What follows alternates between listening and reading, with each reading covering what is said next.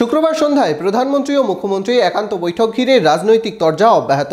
প্রদেশ কংগ্রেস সভাপতি সাংসদ অধীর রঞ্জন চৌধুরী বহরমপুরে বসে কটাক্ষের সুরে বলেন, রাজভবনে দিদি কি মোদীকে উপহার দিতে গেছেন? মনোবীক্ষণ পলিক্লিনিক, চিকিৎসার জগতে এক দশক। এখন এখানে সব বিষয়ে ডাক্তারবাবু একসাথে তলায়। ফোন করুন 7477799515 এই নম্বরে। প্রধানমন্ত্রী আসছে, তার আগে শেখ শাহজাহান জেলে যাচ্ছে।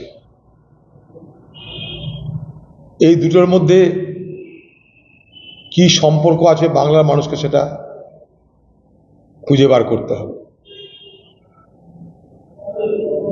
ভারতবর্ষের প্রধানমন্ত্রী কলকাতায় পা দেওয়ার আগে কোন জাদু বলে শেখ শাহজাহান নামক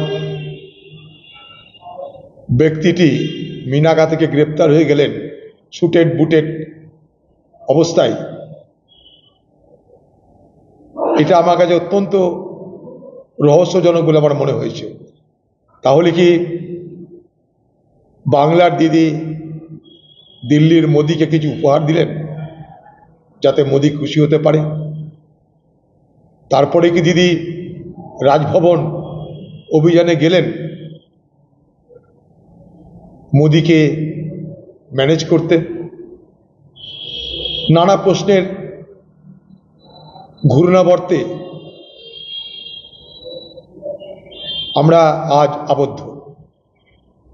সব কিছু এলোমেলো লাগছে, নানা প্রশ্ন উঁকি দিচ্ছে।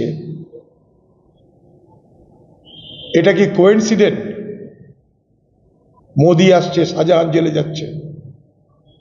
কিসের কারণে দিদিকে রাজভবনে গিয়ে মোদির সঙ্গে দেখা করতে হয়? কিসের ভয় তার? কিসের ভয়?